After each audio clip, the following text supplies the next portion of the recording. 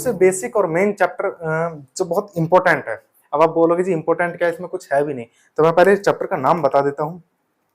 Chapter का नाम है यूनिट एंड मेजरमेंट।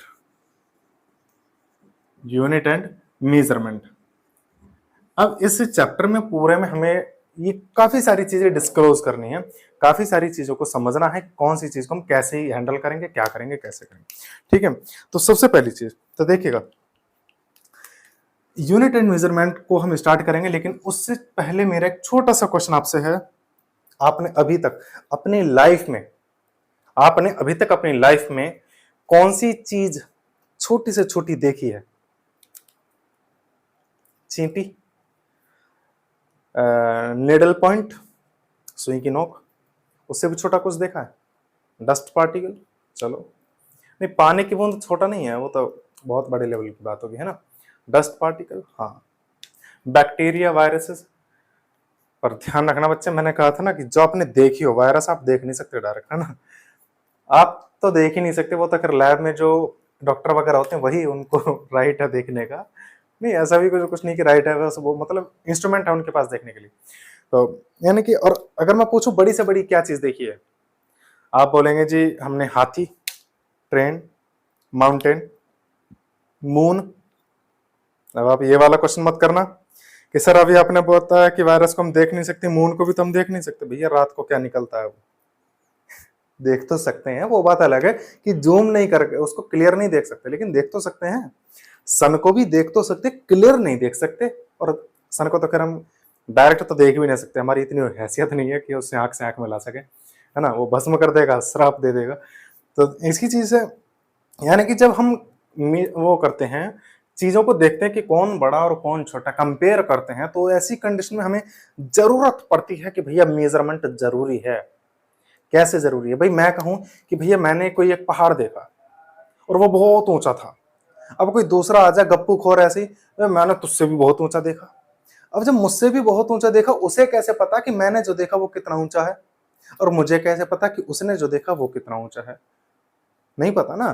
तो इसी चीज के लिए मेजरमेंट की नीड पड़ती है कि भैया एग्जैक्ट वैल्यू हम बता सके कि ये इतनी है और ये इतनी है। ऐसी कंडीशन के लिए हम यूज करते हैं मेजरमेंट को।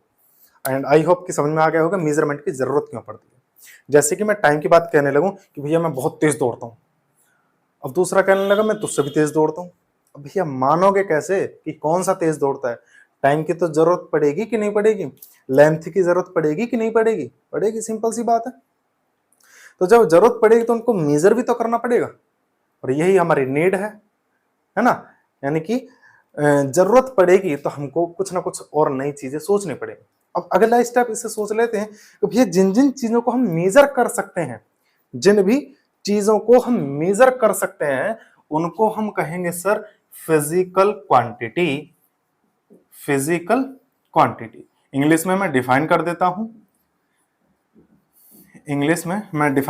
हूं, फिजिकल क्वांटिटी का सीधा मतलब होता है a quantity that can be measured and defined is called physical quantity. जिस क्वांटिटी को हम डिफाइन कर सकते हैं और मेजर कर सकते हैं, उसी को हम फिजिकल क्वांटिटी कहेंगे। बहुत अच्छी बात, चलो बहुत अच्छा लगा सुनने में, है ना। अब फिजिकल क्वांटिटी को जैसे टर्मों में मेजर करते हैं, है ना, फिजिकल क्वांटिटी को जिस भी टर्म में मेजर करते हैं उसी को हम कहते हैं यूनिट। नहीं पल्ला पड़ी होगी सर, अभी आई नहीं हमारे दिमाग।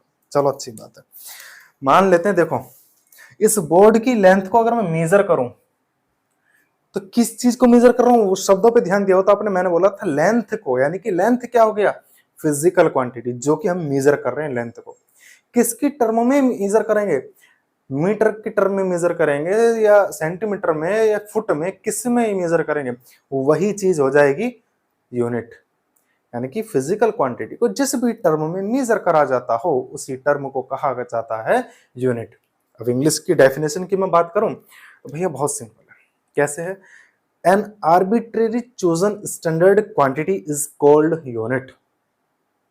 एक एक शब्दों पे ध्यान दें तो एन आर्बिट्रेरी का मतलब होता है अपनी इच्छा से, चूजन का मतलब सेलेक्ट करा हुआ, चुना हुआ, स्टैंडर्ड एक मानक तरीके से, ठीक है, क्वांटिटी को, लेंथ को। जैसे कि मैं बात करूं, देखो मैंने ये एक मार्कर ले लिया। अब इस मार्कर को मैं स्टैंडर्ड मान लूं, मैंने अपनी तरफ से लिया, आर्बिट्रेरी है, चोजन है, ठीक है। उसके बाद स्टैंडर्ड मैंने अपनी तरफ से मान लिया।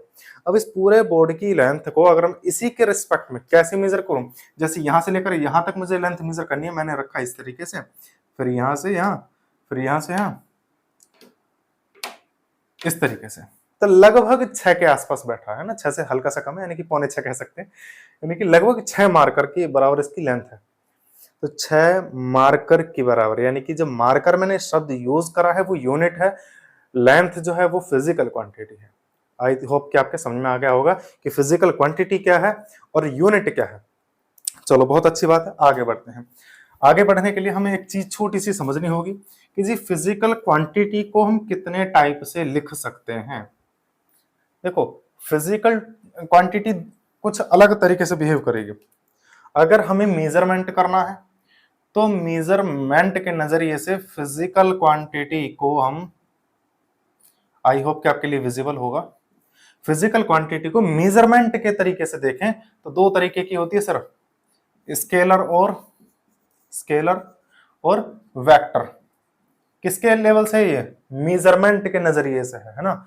स्केलर का मतलब है कि जिसको बताने के लिए डायरेक्शन की जरूरत ना पड़े, वेक्टर जिसको बताने के लिए डायरेक्शन की जरूरत पड़े उसको वेक्टर कहेंगे। जैसे कि अब एग्जांपल समझा देते हैं, मेरी हाइट को या लंबाई को बताने के लिए डायरेक्शन की जरूरत नहीं पड़ेगी, कोई ये नहीं बताएगा कि भैया वो इतना ऊपर की तरफ ऊंचा है, ऊंचा ही है, सीधा इतना बोलेगा कि भैया इतना सेंटीमीटर या इतना मीटर ऊंचा है। अब वेलोसिटी की, वेक्टर क्वांटिटी की मैं बात करूं, भैया मैं फोर्स लगा रहा हूं किसी चीज पे ऐसे करके, तो किस डायरेक्शन में फोर्स लगा रहा हूं ये जरूरी है। ऐसे समझो कि अगर मैं इस बोर्ड पे पीछे की तरफ धक्का दे रहा हूं तो पीछे की तरफ ही जाएगा। ऐसा तो नहीं कि धक्का ऐसे दिया निकल ऊपर कर गया, कहीं कर भी चला जाएगा, ऐसा नहीं जाएगा। जिस डायरेक्शन में फोर्स करूंगा, पुश करूंगा, उसी डायरेक्शन में जाएगा। दैट मीन्स कि फोर्स क्या है, वेक्टर क्वांटिटी। क्यों, क्योंकि सर डायरेक्शन की जरूरत पड़ती है उसमें, जिस तरफ लगाएंगे सिर्फ उस तरफ मूवमेंट, बाकी पता नहीं कहां गया, है ना। ये हो गया हमारा वेक्टर क्वांटिटी। ज्यादा डिटेल में भी जाते नहीं क्योंकि इसका स्पेशल चैप्टर मैंने बना रखा बहुत अच्छा सा, एकदम उम्दा कहते हैं इसको। अब फिजिकल क्वांटिटी के दो टाइप वैसे होते हैं, अब वैसे कैसे, जनरली जो कहते हैं ना क्वांटिटी। तो फिजिकल क्वांटिटी के दो टाइप होते हैं सर, एक तो होता है फंडामेंटल। हाँ ये मेंटल मत पढ़ना, बस पूरा पढ़ना है ना, कभी मेंटल समझ के पागल घोषित कर दो इसको। फंडामेंटल और आपका होता है एक और डिराइव्ड। बहुत अच्छी बात है। देखो सर फिजिकल क्वांटिटी दो टाइप की होती है, फंडामेंटल और डिराइव्ड। फंडामेंटल वो क्वांटिटी होती है कि जिस क्वांटिटी को बताने के लिए किसी दूसरी क्वांटिटी की जरूरत ना पड़े। मेरी हाइट बताने के लिए किसी और चीज को बताने की जरूरत नहीं है। ऐसा नहीं बताया जाएगा कि जी अंकित निर्वाण की हाइट इतनी है और उसका मास इतना है, तब कहीं जाकर के उसकी हाइट इतनी है। ऐसा नहीं होता है ना। इसी तरीके से जैसे हम बात करें टाइम की कि जी टाइम इतना हो रहा है, तो हम ये नहीं कहेंगे कि सर आज मौसम बहुत अच्छा है इसीलिए टाइम इतना हो रहा है। अगर मौसम खराब होता तो टाइम ये होता। नहीं है यार, वो टाइम अपने अकॉर्डिंग चलेगा। सिंपल सा फंडा है, यही एक चीज होती है ना। अब यह यानी कि जो चीज किसी दूसरे क्वांटिटी पे डिपेंड ना करती हो उसको फंडामेंटल कहेंगे। और इसको मतलब जब घसड़ पसड़ मचा रखी है, एक ही चीज में कई क्वांटिटी आ रही है, जैसे कि डेंसिटी, बहुत अच्छा एकदम एग्जांपल है डेंसिटी। यानी कि अगर मैं बात करूं डेंसिटी की, तो डेंसिटी का फॉर्मूला होता है सर मास अपॉन वॉल्यूम। इसका मतलब क्या है सर, मास भी आ रहा है वॉल्यूम भी आ रहा है इसमें।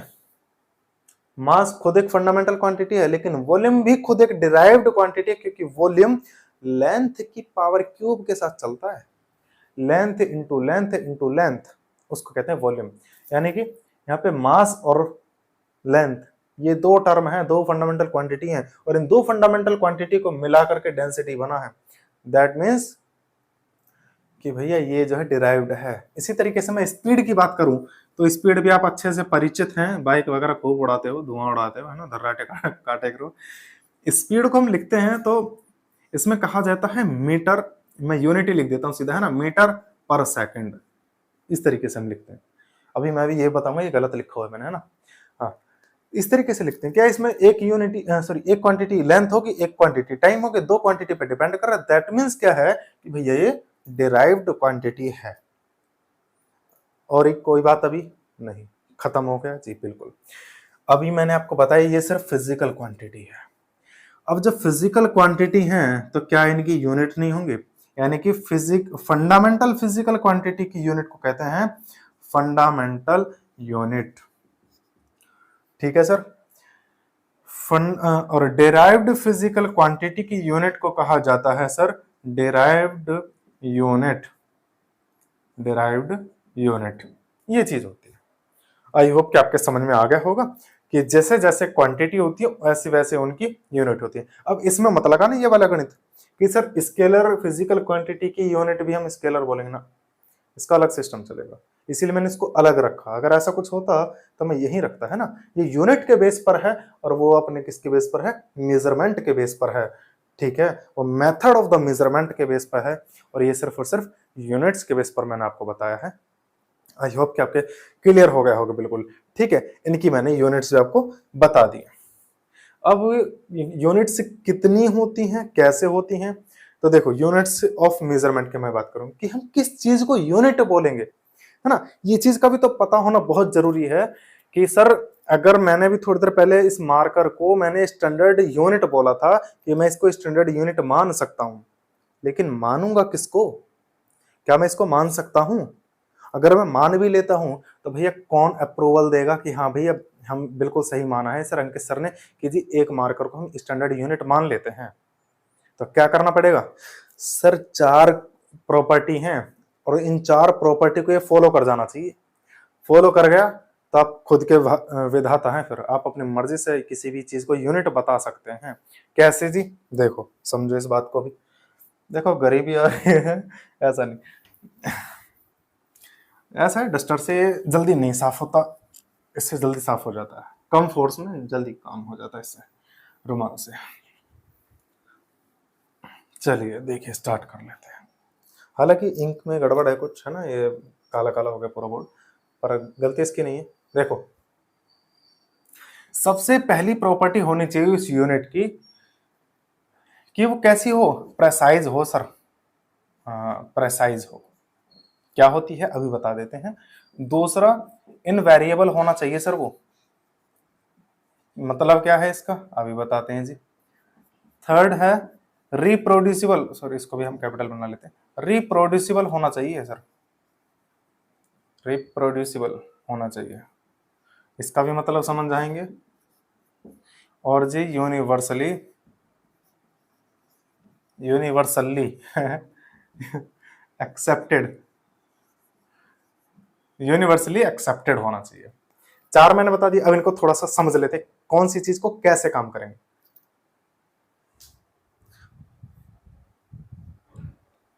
देखो प्रेसाइज का मतलब होता है कि कोई भी जिस भी चीज को हम क्वांटिटी मान रहे हैं, सॉरी जिस भी चीज को हम यूनिट मान रहे हैं वो बिल्कुल प्रेसाइज होना चाहिए। सर प्रेसाइज ही समझ में ना आ रहा और आप इसी को बार बार बोल रहे हो। प्रेसाइज का मतलब समझो। मैंने मार्कर को बताया है, अगर मैं इस मार्कर पे कुछ खाने बना दूं, डिवीजन बना दूं, तो वो डिवीजन कुछ डिस्टेंस तक मेजर कर सकते हैं। मानकर चलते हैं कि इस रुमाल की एक हल्की सी जो थ्रेड जा रही है इसकी मोटाई नाप ली इससे, है ना। क्या उस थ्रेड से भी बहुत छोटी चीज मेजर कर सकता है? ये नहीं कर सकता, नहीं मान सकते, प्रेसाइज नहीं है सर। समझ में आ गया? यानी कि एक ऐसा सिस्टम, एक यूनिट का एक ऐसा सिस्टम जिस सिस्टम में हम बहुत छोटी से छोटी और बड़ी से बड़ी सारी चीज मेजर कर सकते हैं, उसको हम यूनिट बोलेंगे। समझ में आया कि नहीं? मेथड हम कुछ भी लगा लें, हम इसी मार्कर को अगर किसी भी मेथड से इसकी लेंथ को हम गुणा भाग जोड़ घटाने करके कुछ बता दें कि जी हम इससे छोटे से छोटा भी मेजर कर सकते हैं, मतलब इसको डिफाइन कर सकते हैं, और बड़े से बड़े के फॉर्म में भी हम इसको डिफाइन कर सकते हैं, देन बिल्कुल सही है, आप अपने मार्कर को आप मान सकते हैं। लेकिन इससे बनने वाले डिवीजन को हम और ज्यादा छोटा कैसे मेजर कर पाएंगे? इसीलिए इसको हम अभी फिलहाल के लिए मान नहीं सकते। प्रेसाइज का दूसरी भाषा में शब्दों में मैं बताऊं इसका मतलब क्या होता है। प्रेसाइज का सीधा मतलब होता है कि सर पॉइंट के बाद जितने ज्यादा डिजिट पॉसिबल हों या जितने ज्यादा डिजिट आ सकते हैं उसको प्रेसाइज कहा जाता है। अभी भी कुछ कुछ समझ में आया हो तो और समझ लो। एक आपने लेंथ मेजर करिए किसी ऑब्जेक्ट की 1.5, एक आप लेंथ मेजर कर रहे हैं कि 1.5 to 8। अब कौन सी ज्यादा प्रेसाइज है? तो प्रेसाइज देखो हिंदी में बात करें तो परिशुद्ध का मतलब होता है बिल्कुल भैया जो है ना वो वही एग्जैक्ट कितनी है। तो देखो यहाँ पे 1.5 पे ही रुक गया, लेकिन उसके बाद का भी इसने बता दिया कि भैया 1.5 के बाद भी इतना है, यानी कि प्रेसाइज है ये। सबसे ज्यादा सटीक वैल्यू जिससे मिल सके उसको प्रेसाइज कहेंगे, यानी कि यूनिट ऐसी होनी चाहिए जो बिल्कुल एकदम सटीक मान बता सके, एकदम एग्जैक्ट कंफर्म बता सके। चलो जी, यानी कि आपने जब मार्कर माना था वो हमारा गलत हो गया। चलो अच्छी बात है। इनवेरिएबल, इनवेरिएबल का मतलब क्या है सर? इनवेरिएबल का मतलब होता है कि अपरिवर्तनीय, यानी कि जो कि बदले ना। कब? टाइम के अकॉर्डिंग, प्लेस के अकॉर्डिंग, वेदर के अकॉर्डिंग, और या किसी भी फिजिकल कंडीशन के अकॉर्डिंग वो बदले ना। मौसम बदले तब भी ना बदले, यानी कि अगर मैं मार्कर को यूनिट मान रहा हूं तो मार्कर की जो लेंथ है वो मौसम बदलने पर बदलनी नहीं चाहिए। आज भी अगर इतनी है तो 1 लाख साल बाद भी इतनी ही रहनी चाहिए, ठीक है? यानी कि बदलनी नहीं चाहिए। अगर मैं इस पर प्रेशर लगाऊं तो भी बदलनी नहीं चाहिए, इसकी लंबाई बदलनी नहीं चाहिए। इस तरीके से होता है। भैया प्रेशर की बात कर रहे हो, इसे ऐसे ही दबा दो टूट जाएगा, नहीं करा सर, फॉलो ही नहीं करेगा ये। यानी कि यूनिट इन 4 प्रॉपर्टी को फॉलो करने चाहिए। प्रेसाइज यानी कि सटीक मान दे सके। मैं हिंदी में लिख देता हूं ताकि आपके समझ में आ जाए, बिल्कुल सटीक मान एकदम, कभी बदले ना, कभी बदले ना। ये क्या होता है सर? रिप्रोड्यूसिबल। भैया मैंने यहाँ भारत में बैठ करके नया इन्वेंशन कर दिया है यूनिट का कि जी मैं मार्कर को 1 यूनिट बोलूंगा। सिंपल सा फंडा है। अब अमेरिका को कैसे मैं पहुंचाऊं इस चीज को? इस एक अकेले मार्कर के लिए कि मैं पूरा हवाई जहाज का खर्चा उठाऊंगा है? नहीं ना। तो क्या करना पड़ेगा कि भैया ऐसा कुछ सिस्टम, ऐसी यूनिट इस चीज को बनाएंगे, उस क्वांटिटी को बनाया जाएगा यूनिट की जिस चीज को दोबारा से बनाया जा सकता हो, यानी कि इस मार्कर को दोबारा से वहां पे बनाया जा सकता हो। उस कंडीशन में हम इस मार्कर को बिल्कुल मानने योग्य है कि मार्कर को हम क्या कहेंगे? यूनिट कहेंगे। यानी कि ये सिर्फ इस वाली कंडीशन को फॉलो करता है। यानी कि चलो ये कहीं भी चीज है, कोई भी आपने बना दिया कि जी मैं इसको 1 यूनिट कहूंगा, तो ध्यान रखना कि वो दोबारा से बनाया जा सकने वाला होना चाहिए, दोबारा से बनाया जा सके, ठीक है? दोबारा बनाया जा सके उसको कहा जाएगा दोबारा बनाया जा सके। ये होना चाहिए। अब एक्सेप्टेड का मतलब क्या है भैया? Universally accepted. यूनिवर्सली का मतलब होता है भैया पूरे यूनिवर्स में। देखो पूरे यूनिवर्स में हम अपनी अर्थ के अलावा और किसी बात करते नहीं है ना। क्योंकि अभी तक जीवन ही धरती पाया गया भैया, क्यों आखिरी काट रहे है ना, समझो बात को। यूनिवर्सली एक्सेप्टेड यानी कि पूरी धरती पे किसी भी कंट्री में किसी भी जाति के किसी भी धर्म के लोग उस यूनिट को मान ले। ऐसा ना हो कि भैया भारत में माना जा रहा है मीटर, इसको बोला जा रहा है कि जी 10 सेंटीमीटर की हमने इसको, या सेंटीमीटर बोल दिया मैंने इसको, या मीटर बोल दिया मैंने इसको एक। अब पाकिस्तान वाले कह रहे हैं जी हाँ हम तो ना मान रहे, भारत कौन है कैसे, हम तो ना मान रहे बिल्कुल भी। तो वो एक पागलपंती वाली बात है ना, मानना पड़ेगा उसको भी, और उसके समझदार है। तो यानी कि हर जगह एक्सेप्टेबल होना चाहिए, सिंपल सा फंडा ये है। आपने जिस भी किसी भी चीज को माना है वो हर जगह एक्सेप्टेबल होना चाहिए, यानी कि स्वीकार्य होना चाहिए, बिल्कुल सार्वभौमिक स्वीकार्य होना चाहिए, हर जगह एक्सेप्ट करता हो उसे कोई ना कोई किसी भी तरीके से। आई होप कि आपके समझ में आ गए होंगे कि अगर इन 4 प्रॉपर्टी को फॉलो कर जाओगे तो यूनिट आप बना सकते हैं, ठीक है? चलो अब जी सर यूनिट लिखी कैसे जाएंगी, उनका तरीका क्या है, वो तरीका भी थोड़ा सा समझा दें। बिल्कुल समझाएंगे सर, आप वेट करिए जरा, हम बहुत कुछ भरे बैठे हैं अपने अंदर है। काफी दिनों बाद आज मुलाकात हो रही है। देखो सर लिखने के बहुत सारे तरीके हैं, लेकिन उनमें से कुछ कुछ क्या जितने भी हैं यार मैं सारे बता रहा हूँ, क्यों घबरा रहे हो? सबसे पहला समझना बस बात को ध्यान से, कोई भी यूनिट जो किसी साइंटिस्ट के नाम पर हो, कोई भी यूनिट जो किसी साइंटिस्ट के नाम पर हो, उसका अगर आप पूरा नाम लिख रहे हैं तो सारा स्मॉल में चलेगा, और अगर आप सिर्फ सिंबल लिख रहे हैं तो कैपिटल में चलेगा। सर समझ में नहीं आया बिल्कुल भी, काहे परेशान यार, हम हैं ना। देखो, न्यूटन एक साइंटिस्ट का नाम होता है, हालांकि मैं गलत लिख रहा हूं लेकिन समझना बात को, और एक होता है जूल, क्योंकि ये गलतियां हम भी करते हैं इसीलिए मैं बोल रहा हूं। एक होता है केल्विन, एक होता है एम्पेयर है एम्पियर होता है, एम्पियर। देखो जी, 4 नाम मैंने लिख दिए साइंटिस्टों के, यूनिट ही है ये सारी, है ना। ये भी मैंने गलत लिखा, ये भी और ये भी सारे गलत लिखे मैंने। क्यों सर? भैया लिखने का मेथड होता है, और उस लिखने के मेथड में ये चीज होती है कि अगर साइंटिस्ट का नाम होगा तो नाम का फर्स्ट लेटर, अगर आप पूरा नाम लिख रहे हो तो नाम का फर्स्ट लेटर स्मॉल होना चाहिए, यानी कि आप ऐसे करके लिखोगे, इसको भी लिखोगे जूल ऐसे करके। अगर पूरा नाम लिख रहे हैं तो स्मॉल में होना चाहिए बच्चे, ध्यान रखना, केल्विन, और यहां पे आएगा आपका एम्पियर। सर इससे और ज्यादा कुछ? हाँ जी सर बिल्कुल। सेकंड पॉइंट, अगर आप किसी भी साइंटिस्ट का पूरा नाम लिख रहे हैं, इटैलिक में होना चाहिए। किसमें? इटैलिक में होना चाहिए। इटैलिक का मतलब भैया सर थोड़ा सा तिरछा करके लिख देते ना, कर्सिव सी हो जाती है यूं करके। देखो मेरी राइटिंग इतनी अच्छी ना है, लेकिन मान लेना भैया अच्छी है ना। अरे कुल मिलाकर तिरछे से जो लिख दें, तिरछा जो लिखा जाता है उसी को कहा जाता है इटैलिक, यानी कि इटैलिक में भी होना चाहिए वो पूरा नाम अगर लिख रहे हैं तो। ठीक है, चलो मैं यही लिख देता हूं, इटैलिक में होना चाहिए। इटैलिक मतलब होता है ऐसे करके तिरछा। हाँ अब देखो, थर्ड क्या है जी, अगर कोई यूनिट साइंटिस्ट के नाम पर है और आप उसको पूरा नाम लिख रहे हैं तो पूरे नाम के पीछे ही एस या ई एस लगेगा, शॉर्ट फॉर्म के आगे नहीं। यानी कि आप यहाँ पे एस लगा सकते हैं। कब लगाएंगे सर? जैसे कि मैं कहूं 15 न्यूटन्स, बिल्कुल लिख सकते हैं। इतने जूल्स, बिल्कुल लिख सकते हैं। कंप्लीट लिखेंगे तभी होगा, लेकिन ध्यान रखना ये थर्ड पॉइंट है। मैं देखो लिख देता हूं मैं, स्टार्टिंग विद स्मॉल लेटर,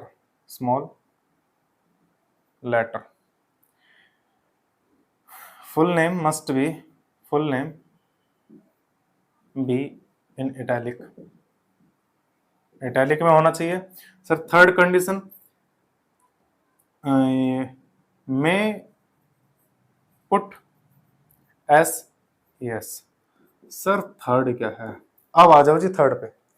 किसी भी साइंटिस्ट के नाम पे अगर कोई यूनिट है और आप उसको सिंबल करके लिख रहे हैं, सिंबल का मतलब है उसको किसी एक ही अल्फाबेट से डिनोट कर रहे हैं, तो वो पूरा फुल कैपिटल लेटर में होगा। जैसे कि जूल है तो कैपिटल जूल होगा, ये है तो कैपिटल के लिखेंगे, एम्पियर है तो सर कैपिटल ए लिखेंगे। इस बात का ध्यान रखना। ये कौन सा है सर? सॉरी चौथा है, सिंबल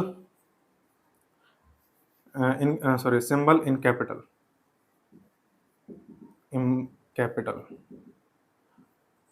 इतना ध्यान रखें।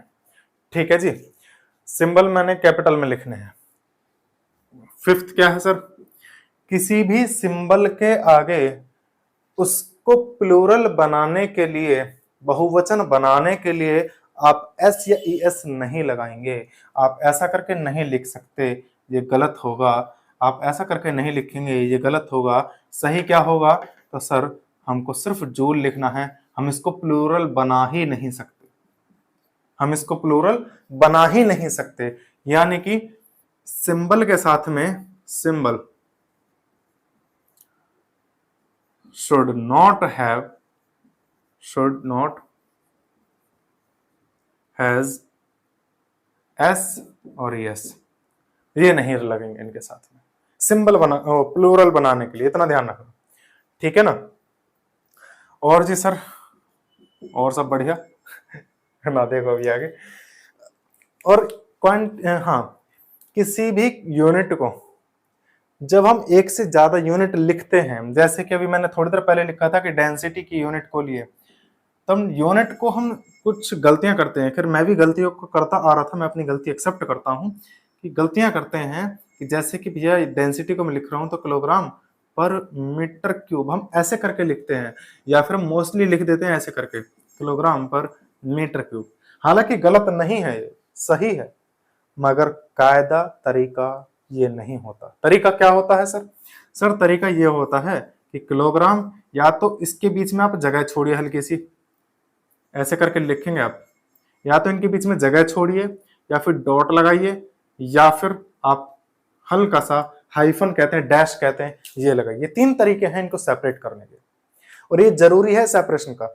अब अगर मैं कोई भी एक यूनिट लिखता हूं, जैसे कि मैं लिखता हूं फोर्स की यूनिट लिखता हूं, फोर्स की अगर मैं यूनिट लिखता हूं तो किलोग्राम मीटर सेकंड स्क्वायर, वो अपॉन में होता है तो मैंने इसीलिए माइनस लगा दिया। अगर मैं इनको बिना डैश, बिना स्पेस के, बिना पॉइंट के रख देता हूं तो गलत होगा। इसके लिए मुझे क्या करना पड़ेगा? चाहे तो ये करेंगे, चाहे डैश लगाएंगे, चाहे आप इनके बीच में स्पेस छोड़ेंगे जैसे मैंने छोड़ा है, तब ये सही होगा। इस चीज का ध्यान रखें, लिखी इस तरीके से जाएगी। आई होप कि आपके समझ में आ गया होगा, है ना। बहुत सारी मैंने आपको करीब 7-8 का, हाँ इतनी बैठ गई होंगी, मैंने इतना बता दिया आपको कि कोई भी यूनिट को हम किस तरीके से लिखें।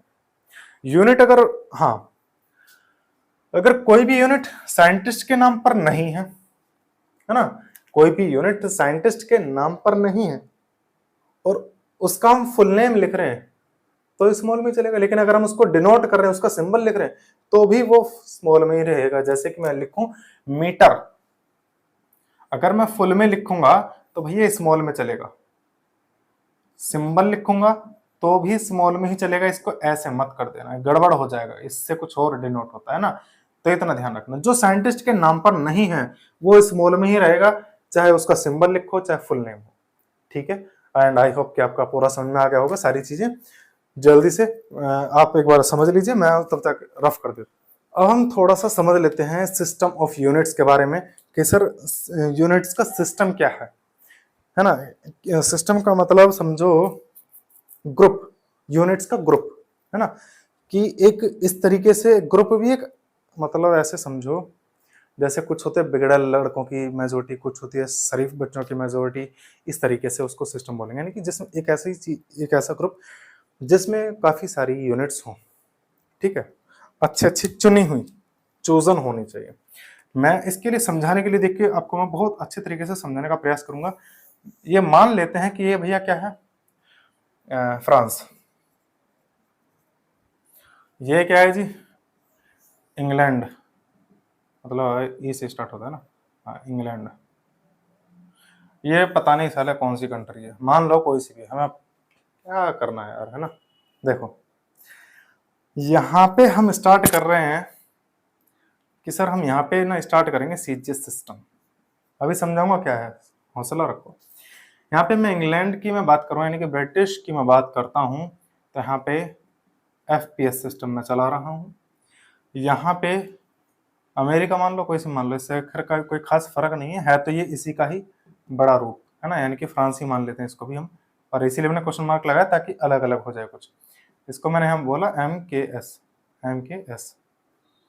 अब समझो बात को, फ्रांस ने क्या बोला कि सर हम किसी भी लेंथ को, मास को और टाइम को हम इसमें मेजर करेंगे, किसमें, किसी का मतलब होता है सर सेंटीमीटर, जी का मतलब होता है सर ग्राम, और एस का मतलब होता है सर सेकंड। यानी कि हम लेंथ को सेंटीमीटर में, मास को ग्राम में और टाइम को सेकंड में मेजर करेंगे।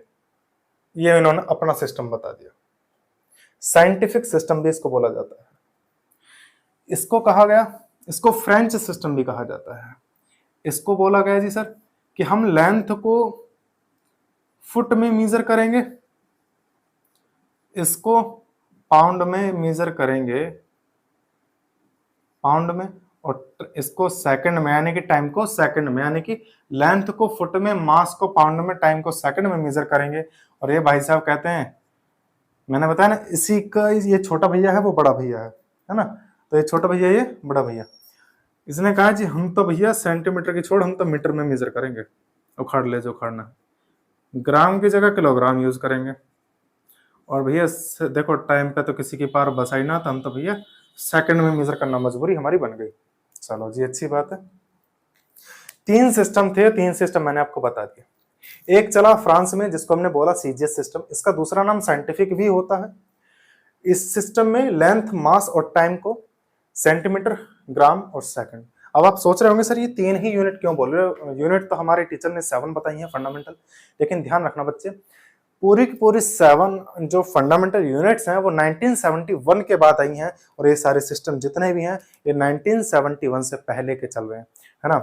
तो इसीलिए मैं इनको तीन मान के चल रहा हूं, बेसिक, बिल्कुल जमीनी स्तर की बात करें तो सबसे बेसिक चीजें ये है ना, कि सबसे पहले ये, फिर ये, फिर ये, ऐसे करके।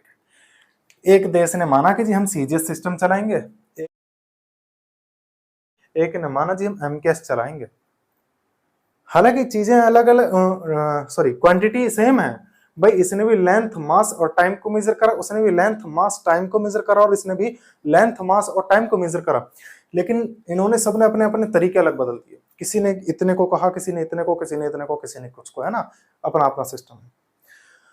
अब इसी सिस्टम को कहा जाता है सिस्टम्स ऑफ यूनिट्स, यानी कि तीन तरीके के सिस्टम होते हैं, CGS system, FPS system, MKS system. FPS system में अगर आपसे पूछा जाता है कि सर लेंथ को किस में मेजर करा जाता है, तो आप बोलेंगे फुट में। सर मास को पाउंड में और टाइम को सेकंड में मेजर करा जाता है। इसी तरीके से आप बता सकते हैं। एंड आई होप कि आपके समझ में आ गया होगा। थोड़ा सा और आगे चल लेते हैं। सर अब आइए बारी इंडिया की। नन्ना मुन्ना राही हूं मैं, आई लव माई इंडिया, हम बड़े बड़े में लिखेंगे। इनकी भली बेइज्जती होती रहो, कोई दिक्कत नहीं, भारत अपना है, देश महान होना चाहिए ना। हाँ चलो, अब कोई भारत का आदमी, मेरे जैसा कोई देसी आदमी पहुंच जाए, कुछ इधर पहुंच जाए, गलती से यहाँ पहुंच गया इंग्लैंड में, वहां लेने तो गया बेचारा कि मैं भैया 12 मीटर एक ऐसा कपड़ा लेकर आऊंगा जिससे इनविजिबल हो जाए, अदृश्य हो जाए। भैया कपड़ा ओढ़ा गायब। और इसके पास वो है, इसके पास भी है, और इसके पास भी, हम मान लेते हैं थोड़ी देर के लिए, यार मान लो क्या जा रहा है ना, मान लेते हैं। अब ये भारत का आदमी जब वहां पहुंचा, कपड़ा सामने रखा है, बाबूजी मुझे 12 मीटर चाहिए। इसमें बस इतना बोल सके, देखो बाबूजी बाबूजी तो कहने से कोई मतलब ना, क्योंकि इंग्लैंड में भी है, तो क्या बोलेगा 12 मीटर, 12 1, ऐसे करके बोलेगा 112 मीटर, बस इतना बोलेगा। ये वो क्या समझेगा है, कुछ कह रहा, अपनी भाषा में कहेगा कुछ कह रहा, व्हाट नॉनसेंस, ये होगा। तो भैया क्यों होगा, क्योंकि इसने बोला था मीटर में, यहाँ क्या चल रहा है फुट, क्या पता चलेगा कि भैया किस चीज में मांग रहा है ना। अब यही बंदा यहां से इसने बताया, लात मार के इसने कहा कि भैया, नहीं लात नहीं मरवाएंगे, चलो इसने बोला कि भैया फुट बोलो, फुट, ठीक है चलो जी फुट, यहाँ इसने बोल दिया, अच्छी बात है, कपड़ा लेके आ गया। अब ये कहने लगा कि भैया मुझे लकड़ी चाहिए बहुत अच्छी वाली, है ना। तो ये गया यहाँ पे फ्रांस में कि सर आई नीड, ना कर अंग्रेजी तो बोल ही ना सके, ये बोलेगा 10 foot, 10 foot, foot foot, palm दिखाने की कोशिश करेगा, अगला आदमी थप्पड़ मारेगा, अरे पाम पैर दिखा रहा हमें, क्योंकि यहाँ पे भैया क्या चल रहा है, सेंटीमीटर चल रहा है। अब ये सिर खुजाता हुआ बेचारा मेरे जैसा कोई देसी परेशान होगा, यहाँ पहुंचा, ये सर सेंटीमीटर में दे दो। आज बेटा कोई बात ना, दे देंगे, कोई दिक्कत ना है, क्यों ना है भैया, चाचा से पिटकाया तो ताऊ तो संभालेगा ही, सीधी सी बात है भाई, छोटा भैया तो बड़ा भैया, चाचा से पिटकाया तो ताऊ संभालेगा, है ना। तो वो क्या करेगा कि सेंटीमीटर में पता है कोई दिक्कत नहीं सर, हम यहाँ मीटर में चल रहा है, कोई दिक्कत नहीं, इनको पता है कि मीटर का ही छोटा भैया है सेंटीमीटर, कोई दिक्कत नहीं सर, आज मेरे बच्चे हम दे देंगे, ऐसे करके कर देगा। क्या इसको परेशानी नहीं हुई यहाँ जाने में, क्या इसको यहाँ जाने में परेशानी नहीं हुई, हुई ना। क्यों हुई, क्योंकि अलग अलग सिस्टम चल रहे थे। अब इन्हीं सिस्टम्स को एक जैसा बनाने के लिए कमेटी बैठी बहुत सारी, करीब 13 बार, यानी कि 13 टाइम्स 13 मीटिंग हुई। कहां पे सर, पता नहीं कहां कहां हुई होंगी, हमें हिस्ट्री थोड़ी पढ़नी है, बस थोड़ा थोड़ा ऊपर ऊपर का नॉलेज लेनी है, कि इसी कोऑर्डिनेशन को बिठाने के लिए, यानी कि इनमें सामंजस्य बिठाने के लिए, कि कोई कहीं भी कुछ भी लेकर के लेना चाहे तो ले सकता है इजीली। तो कोऑर्डिनेशन बिठाने के लिए 13 बार मीटिंग हुई, लेकिन 13 बार में भी कुछ क्वांटिटीज ऐसी रही कि कभी कुछ छूट गया, कभी कुछ छूट गया, कभी कुछ रह गया, कभी कुछ रह गया। तो उसके बाद में फिर एक बार नया सवेरा हुआ 1971 में। 1971 में 14th वो हुई आपकी कमेटी हुई, यानी कि मीटिंग हुई, जिसका नाम रखा गया CGPM। क्या रखा गया सर? CGPM। कहाँ हुई थी? फ्रांस में हुई थी। फ्रांस में कहा? फ्रांस में पेरिस के पास एक सेवरेस नाम की जगह है, वहां पर ये मीटिंग हुई थी। CGPM मैं फुल फॉर्म लिखने का प्रयास कर आएगा तो नहीं, लेकिन ये फ्रेंच लैंग्वेज में है। तो कॉन्फ्रेंस जनरले, अब ये मत बोलना कि मैंने स्पेलिंग गलत लिख के, भैया फ्रेंच लैंग्वेज लिख रहा हूँ, बड़ी मुश्किल से सीख पाया मैं। Conference जनरले day पॉइड्स eight measures,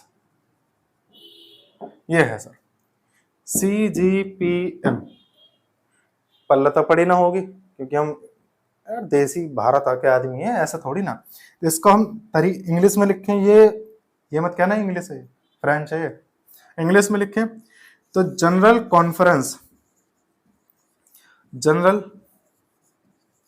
conference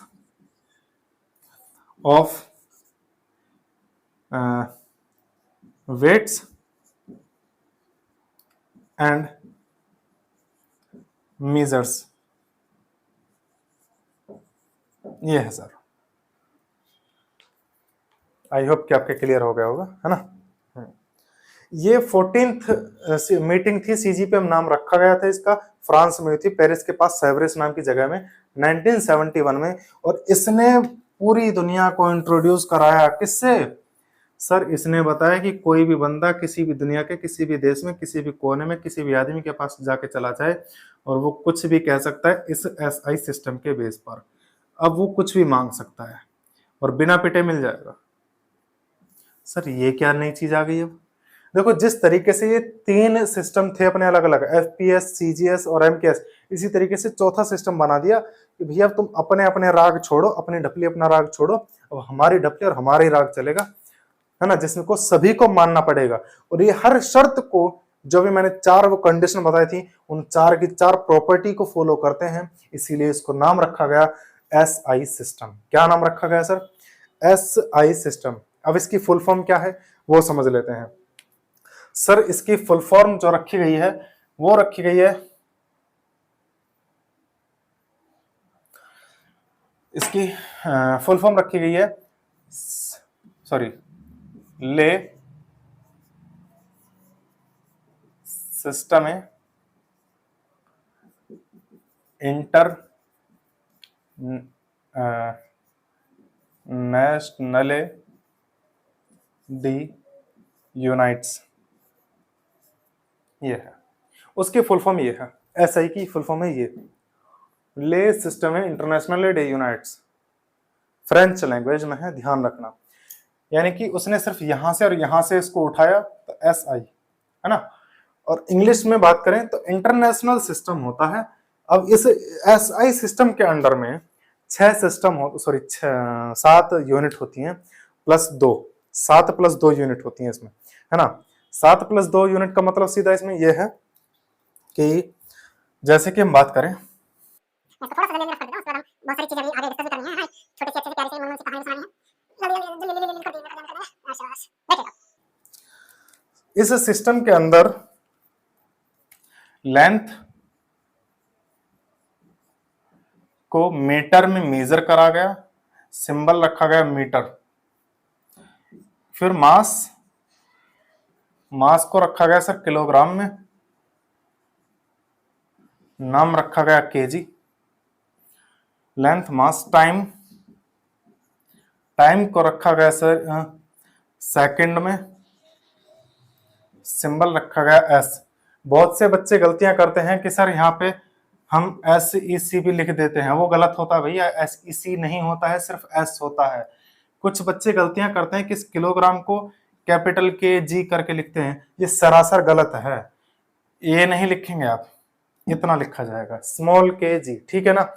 हाँ, उसके बाद हम बात करें तो थर्मोडायनेमिक टेम्परेचर, यानी कि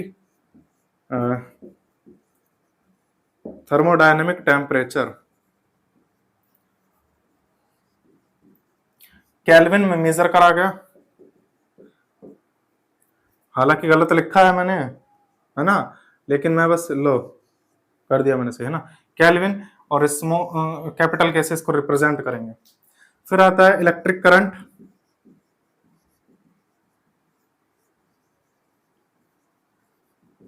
इलेक्ट्रिक करंट एम्पियर, एम्पियर यहां पे आएगा ए, कैपिटल बनेगा, ध्यान रखना क्योंकि साइंटिस्ट के नाम है दोनों। उसके बाद आपका आएगा ल्यूमिनस इंटेंसिटी,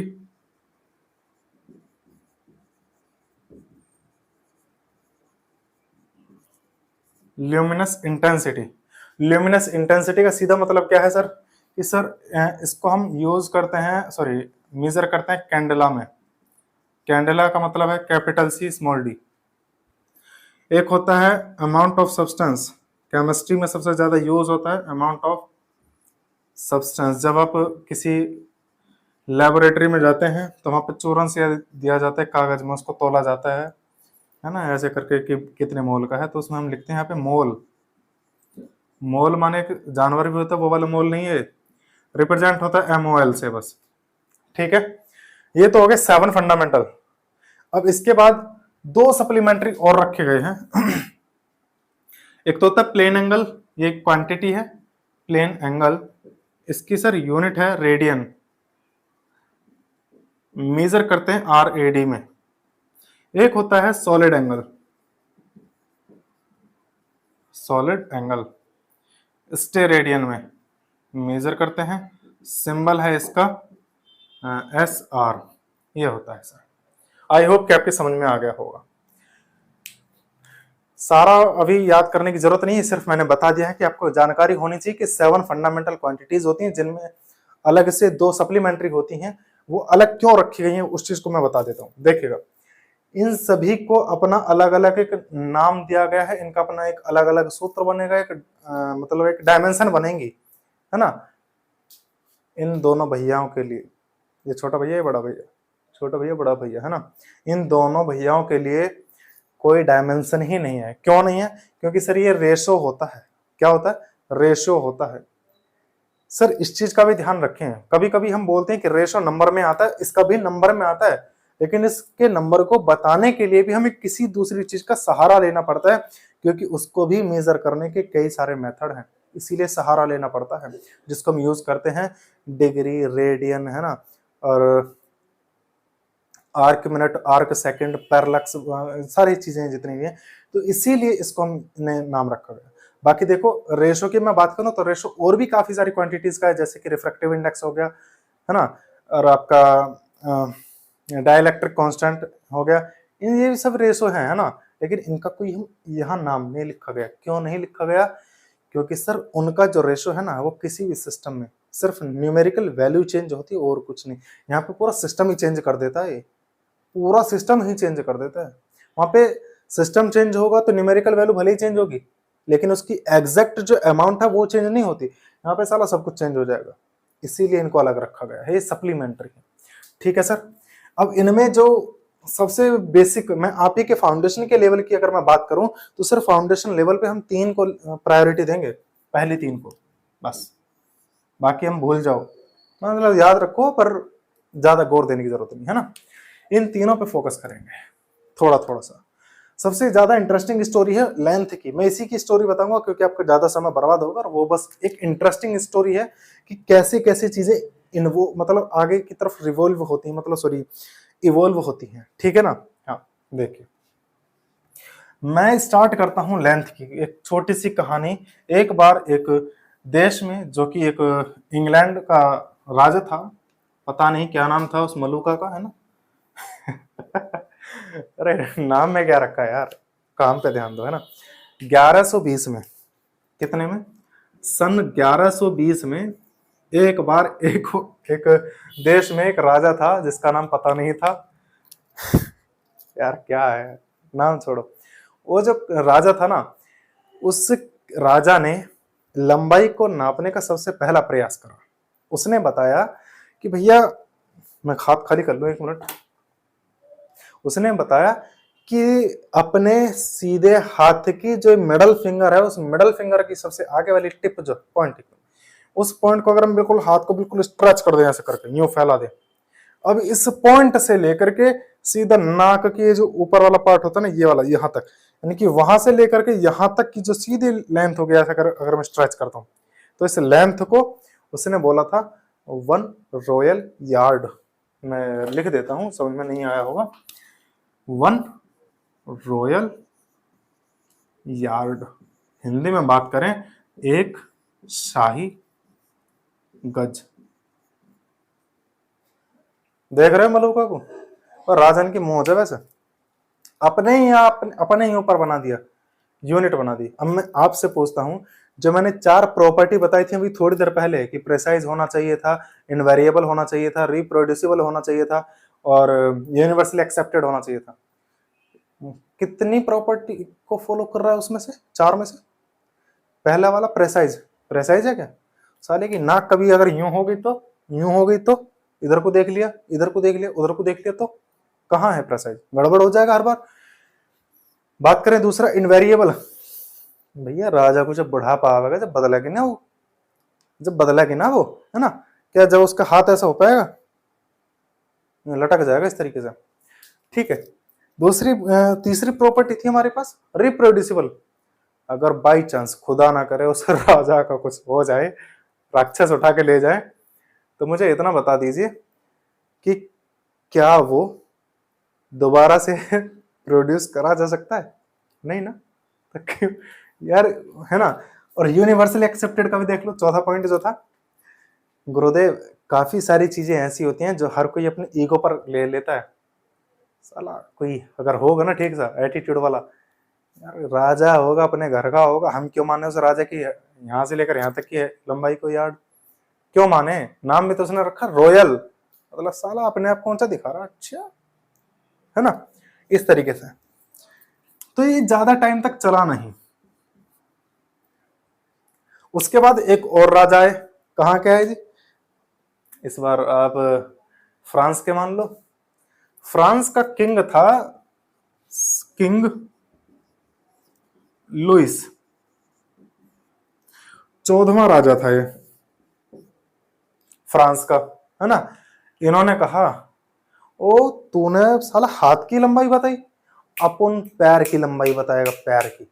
उसने क्या करा, ले साला अपना जो पैर है ना, इस पैर के अंगूठे से लेकर के एड़ी तक की लेंथ को उसने बोला था फुट, ये है रॉयल फुट। साला तूने हाथ की बताई, अपन पैर की बताएगा, मानो अब। तो इसने क्या करा, इसने बोला 1 रॉयल फुट। क्या बोला इसने? 1 रॉयल फुट। और यहीं से निकल निकल कर आए थे यार्ड नाम और फुट नाम, यहीं से निकल कर आए थे। इसने बोला था 1 रॉयल फुट, एक शाही पैर की जो लंबाई है ना, वो साला 1 फुट के बराबर मानी जाएगी। ऊपर वाले की तरह ये भी 4 में से किसी को भी फॉलो नहीं करता, प्रॉपर्टी को एक्सेप्ट नहीं, छोड़ो।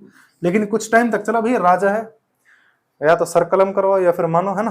तो मानना पड़ा, मजबूरी है। और मजबूरी का नाम कौन से गांधी? बापू गांधी। उसके बाद देखो, इसके बाद एक और राजा है, भाई साहब जेन्युइन बंदा एकदम, नाम का तो पता ही नहीं चल पाया कि था कौन इंसान वो, पर एक राजा था। एक बार एक देश का एक राजा था। अरे ऐसा नहीं है, ये जो फ्रांस का है ना, इसी फ्रांस का इसके बाद का जो किंग आया था, जो राजा आया था, उसने बहुत डाउन टू अर्थ बात करी। उसने क्या कहा कि सर जो अर्थ है ना हमारी, बहुत सुंदर सी अच्छी सी अर्थ जो है, उस अर्थ का इक्वेटर ये होती है ना, ये होती इक्वेटर। नॉर्थ पोल ये है, नॉर्थ पोल से लैटिट्यूड के अलोंग जो मतलब होती है ना, वो लाइन जो होती है लैटिट्यूड, नॉर्थ पोल से इक्वेटर तक जो लैटिट्यूड के अलोंग अगर हम कोई एक मेजरमेंट करें, और उस मेजरमेंट का 1/10 मिलियन पार्ट को हम क्या बोलेंगे? 1 मीटर कहेंगे। यहां से निकला सर मीटर नाम। इसने निकाला, किंग ने, पता नहीं क्या नाम था उसका साले का, यानी कि इसने कहा था कि 1 metre is the distance from north pole to the equator along latitude,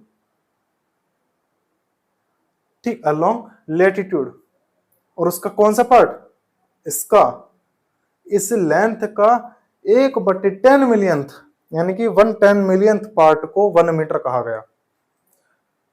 बहुत डाउन टू अर्थ बात करी भाई, इसने जमीन से जुड़ी, इसने अपने से रिलेटेड कोई बात ही ना करी।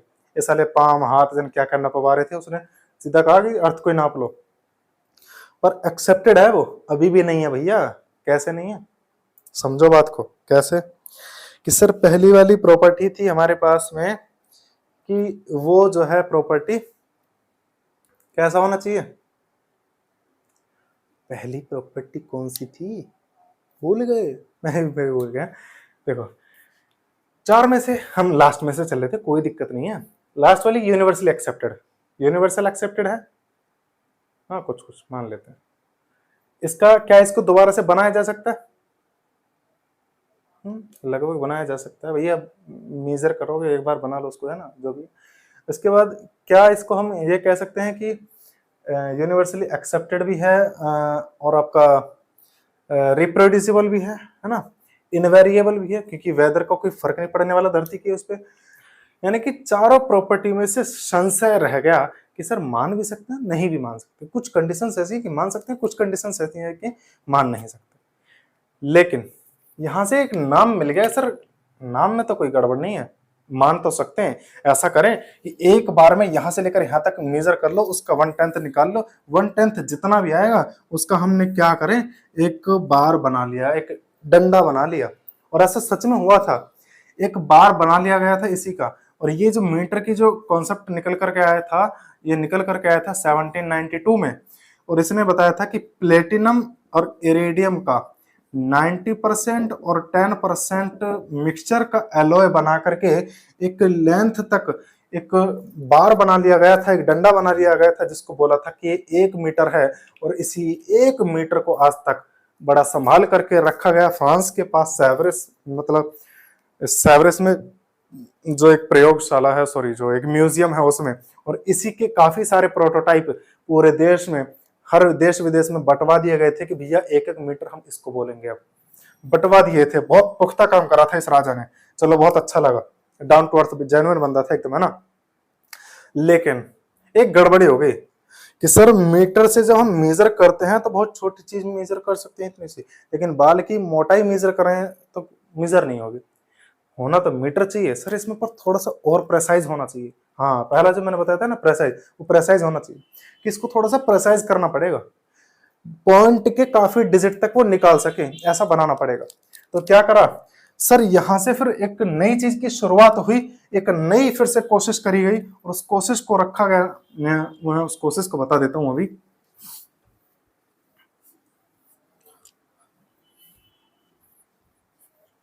हाँ देखिएगा, उस कोशिश का नाम रखा गया क्रिप्टन 86।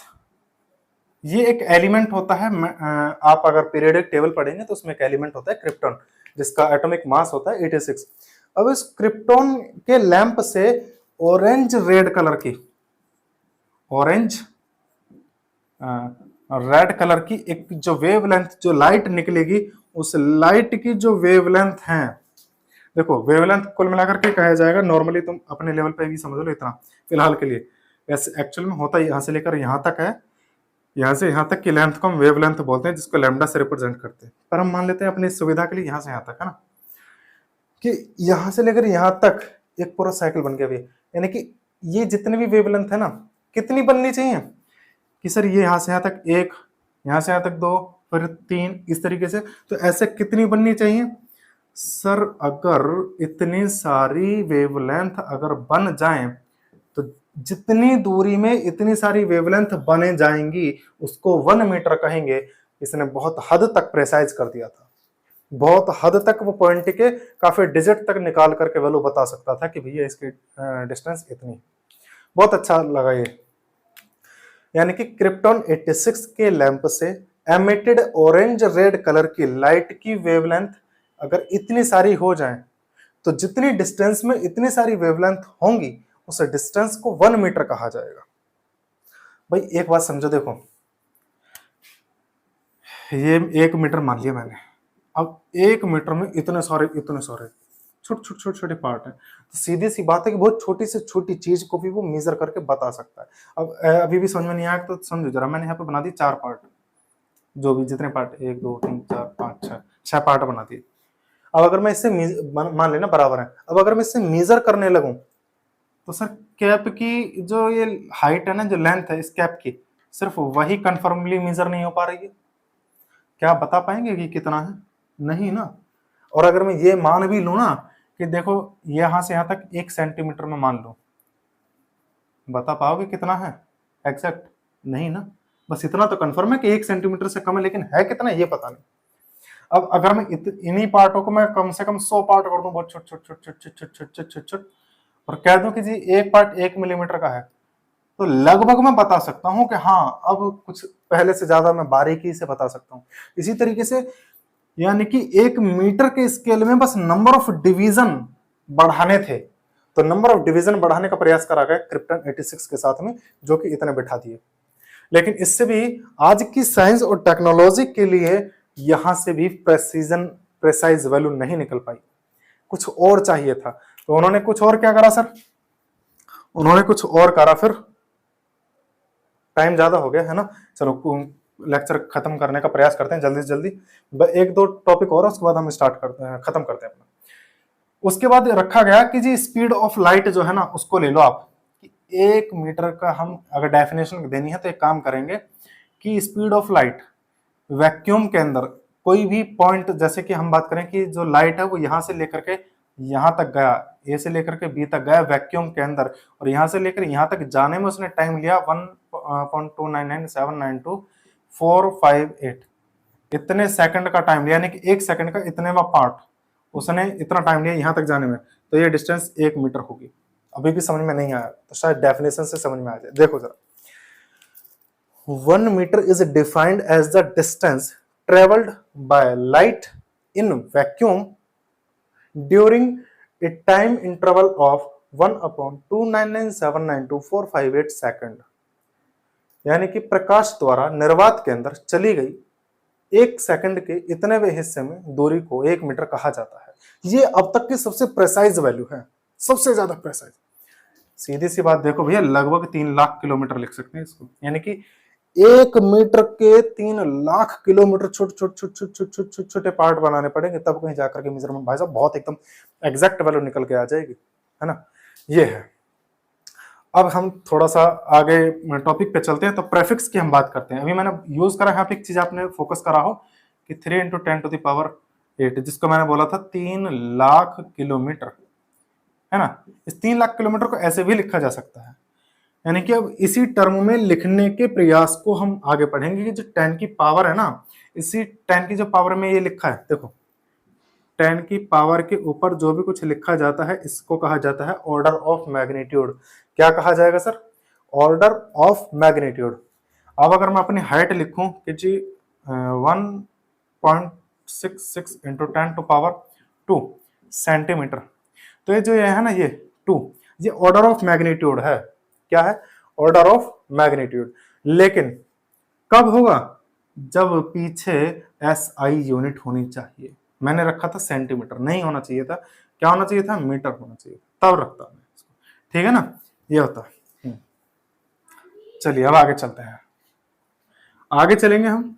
तो यहां पे हम देखेंगे प्रेफिक्स की हम बात करें, prefixes for SI unit, SI unit. अब ऐसा यूनिट के लिए जो प्रेफिक्स है, प्रेफिक्स का मतलब होता है बच्चे कि 10 की घात को, बस इतना है और कुछ नहीं।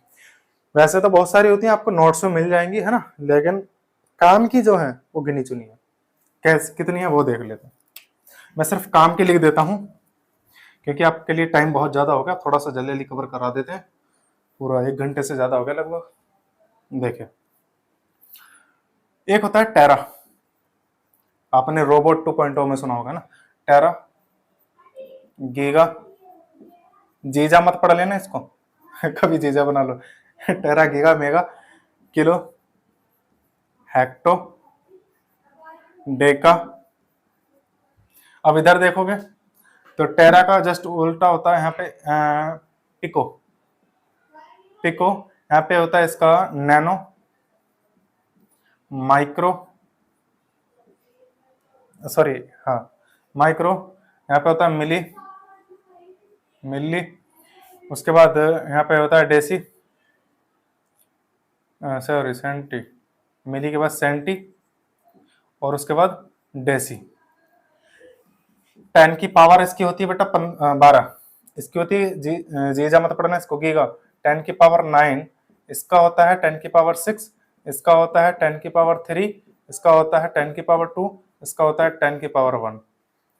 यहाँ की हम बात करें तो पिको की 10 की पावर माइनस का 12, नैनो 10 की पावर माइनस का 9, माइक्रो का मतलब 6, यहाँ पे मतलब माइनस का 3, और यहाँ का मतलब होता है माइनस का 2, और यहाँ पे होता है 10 की पावर माइनस का 1। इनकी डिनोटेशन भी होती है सर। डिनोट अगर मैं इसको करूंगा तो टेरा को कैपिटल टी के साथ में यूज करूंगा, इसको गीगा को अगर मैं तो कैपिटल जी के साथ। आपने कभी नोटिस करा हो तो जब हम मेमोरी कार्ड वगैरह लेकर आते हैं तो वहां पे हम यूज करते हैं एमबी जीबी, है ना, यूज करते हैं ना कि कितने एमबी का है, कितने केबी का है, कितने जीबी का है। ये वही वाली चीज है। यूट्यूब पे भी आप देखते हैं वहां पे लिखा होता है के एम, इस तरीके से। तो वहां पे ये चीज है। ये हो गया आपका गीगा 10 की पावर 9, 10 सॉरी कैपिटल एम। देखिए जिसको मैं जैसा बना रहा हूं वैसा ही लिखा जाएगा, ऐसा मत समझना कि कैपिटल जी है तो हम स्मॉल जी भी लिख सकते हैं, गड़बड़ हो जाएगा बहुत ज्यादा, है ना। कैपिटल एम है तो कैपिटल एम ही लिखेंगे। इस किलो के लिए स्मॉल क्या आता है, हेक्टो के लिए स्मॉल एच आएगा, डेका के लिए स्मॉल डी ए ये आएगा, पिको के लिए स्मॉल पी, नैनो के लिए स्मॉल एन, माइक्रो के लिए हम ये वाला सिंबल यूज करते हैं। जो यू बनाते हो ना, यू बनाते हो आप इस तरीके से, यू की लेफ्ट वाली टांग खींच के लंबी कर देना, पोलियो मार देना इसमें थोड़ा सा ना, लकवा कर देना इसको, ये हो गया। मिली का एम बनेगा छोटा वाला, सेंटी के लिए एम सी बनता है, और डेसी के लिए डी बनेगा सिर्फ छोटा, ये होता है। ये है आपके लिए जो यूज होंगी, इनसे अलग और ज्यादा यूज नहीं होंगी आपके लिए। अगर आप नॉलेज के लिए पढ़ना चाहें तो 10 की पावर -24 तक है, ये वो है। और हाँ एक चीज और, एक फर्मी होता है जिसको हम फेम्टो भी कहते हैं, इसको हम फेम्टो भी पढ़ते हैं, सॉरी ये इसको लिखा जाता है 10 की पावर माइनस का 15, स्मॉल एफ बनाते हैं इसके लिए, ठीक है। ये चीज होगी, ये हो गया आपके प्रीफिक्सेस। अब बस एक लास्ट टॉपिक रह गया है हमारा, laws of exponents. Laws of exponents उसको खत्म करते हैं, उसके बाद हम चलते हैं फिर, टाटा बाय बाय, है ना। और कल फिर से इसी टाइम क्लास स्टार्ट होगी आपकी, है ना। बेफिक्र होकर के धड़ाके से पढ़ना है, बिल्कुल इस बार क्रैक करनी है हर चीजें। हाँ राम, देखो लॉज ऑफ एक्सपोनेंट्स।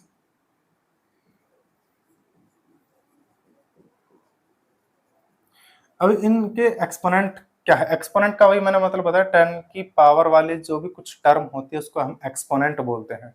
10 की पावर, एक किसी भी चीज की पावर हो, है ना।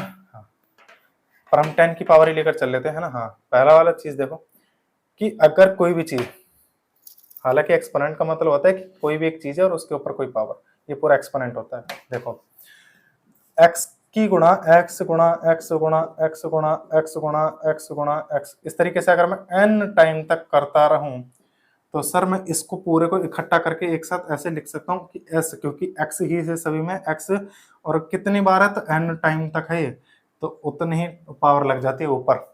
यानी कि अब जैसे मैं लिखना चाहूँ 10 गुणा 10 गुणा 10, तो इसको मैं लिखूंगा सर 10 की पावर 3, क्योंकि 3 बार लिखा है 10 को मैंने, ऐसे करके, ठीक है सर।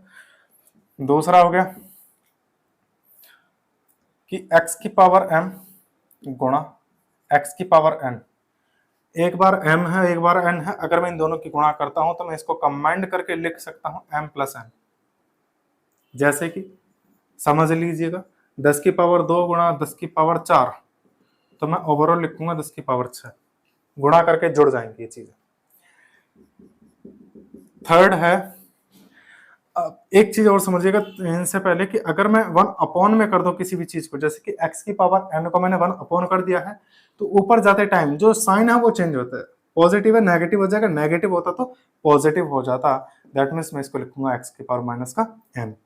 और अगर और यहाँ पे लिखा होता कि एक्स की पावर माइनस एन, तो हम इसको क्या लिखते एक्स की पावर एन। ठीक है। फोर्थ, अगर इसमें फोर्थ को लिखूंगा तो देखिएगा एक्स की पावर एम इंटू को हमारा बोलिए अपॉन एक्स की पावर एन लिखूं, यही वाला फंक्शन आ गया। और इस पूरे 1 अपॉन एक्स की पावर एन को मैं लिख सकता हूँ इस तरीके से, यानी कि मैं लिखूंगा एक्स की पावर एम इंटू एक्स की पावर माइनस एन। मल्टीप्लाई करके लिखेंगे तो हम लिखेंगे एक्स की power m minus n. Simple फंडा। एक लास्ट रह गया है, इसको समझ लीजिएगा कि अगर x की पावर m और उसकी भी पावर n हो तो इसकी और इसकी मल्टीप्लाई कर देते हैं, सिंपल लिखा जाएगा mn। यानी कि इसको समझ लीजिएगा, अगर 10 की पावर 3 है और उसकी भी पावर 2 है तो लिखा जाएगा सर 10 की पावर 6, क्योंकि 3 दूनी 6 होता है। आई होप कि आपके समझ में आ गया होगा। और आज का ये जो लेक्चर है हम यही समाप्त करते हैं। उम्मीद करते हैं कि आपको बहुत कुछ समझ में आया होगा, और कुछ भी समझ में आया हो तो प्लीज मुझे एहसास दिलाइएगा। और इसी के साथ पढ़ते रहिए, सतर्क रहिए और एंजॉय करिए फिजिक्स को हमारे साथ में। मतलब फिजिक्स के बाद हम केमिस्ट्री भी और मैथ भी सारे सब्जेक्ट्स कोशिश करेंगे कवर करने का विद नोट्स एंड डीपीपी। और सब आपके सपोर्ट की जरूरत है, और सपोर्ट आप जितना जल्दी हो सके उतना जल्दी दिखा दीजिएगा, बहुत अच्छा होगा, है ना। इससे आप प्रैक्टिस कर पाएंगे डीपीपी वगैरह पे और इन सब पे। ठीक है, तो चलते हैं, तब तक के लिए जय हिंद जय भारत।